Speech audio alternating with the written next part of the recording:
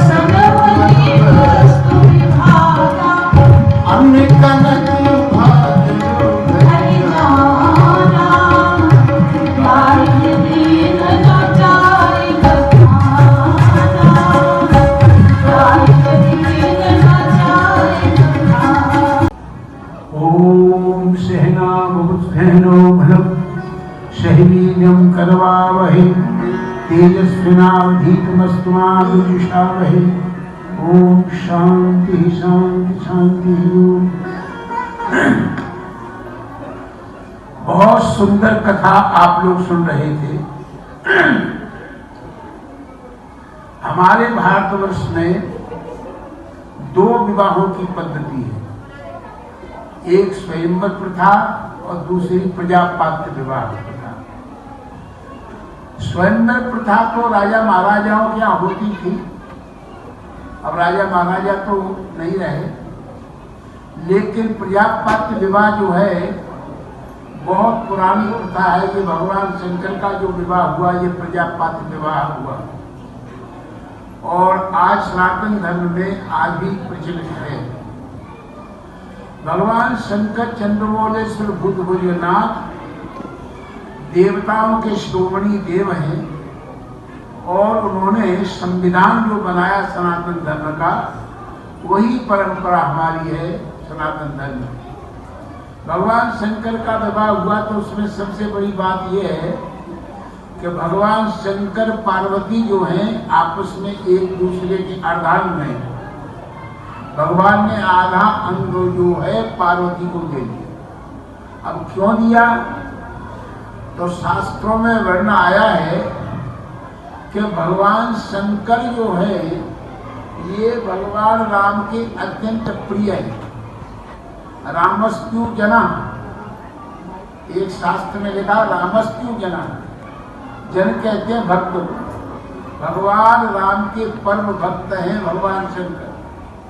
तो पार्वती जी ने पूछा कि प्रभु जिनकी भक्ति आप करते हो उसमें मेरा भी कुछ हिस्सा डालो।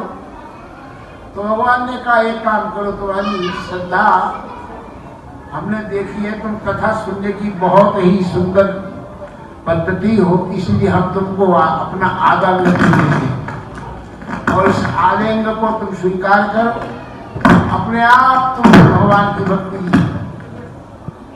प्राप्त हो जाएगी। तो एकमात्र भगवान शंकर ही है जिन्होंने अपनी धर्म पत्नी को आधा अंग दिया। भागवत में और रामचरितमानस में जो कथाएं आती हैं उनसे और अधिक कथाएं स्कंद पुराण में और शिव पुराण में कथाएं आती हैं भगवान शंकर की। तो मैं समझता हूं कि भगवान शंकर से दयालु कृपालु कोई देवता नहीं है। सनातन धर्म का सर्वोपरि कोई देव है तो वो भगवान शंकर हैं। उनकी आराधना स्तुति हमारा रामचरितमानस मंडल बड़े खूबी से करता है और सबसे बड़ा प्रमाण है रामचरितमानस का। रामचरितमानस के संगठनात्मक हमारे हरि जी के साथ में जो जुड़े हुए हैं, तो वाहन फ्री वाहन और शमशान तक ले जाने की व्यवस्था ये भगवान शंकर की सबसे उत्तम सेवा है। मैं भी सोच रहा था कि सबसे बड़ा सुंदर कैसा स्वरूप है भगवान शंकर के पूजने का कि निःशुल्क लोगों का सेवा भाव शमशान तक ले जाने का है।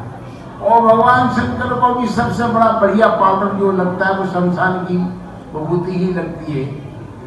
आप जाएंगे उज्जैन में तो महाकाल के ऊपर शमशान की विभूति ही सबसे ज्यादा चढ़ाई जाती है, बड़ी श्रद्धा। तो हम लोग ये सुंदर भवन जो बना हुआ है, मैं समझता हूँ ये उज्जैन नगरी है। इस वक्त ये सुंदर होशियारपुर उज्जैन नगरी है और ये सुंदर जो भवन है ये महाकाल का सुंदर मंदिर है और इसमें जो कथा हो रही है यही शिव जी का सुंदर स्वरूप है। ऐसा सुंदर स्वरूप आपके हृदय में सदैव विराजमान रहे, यही मेरी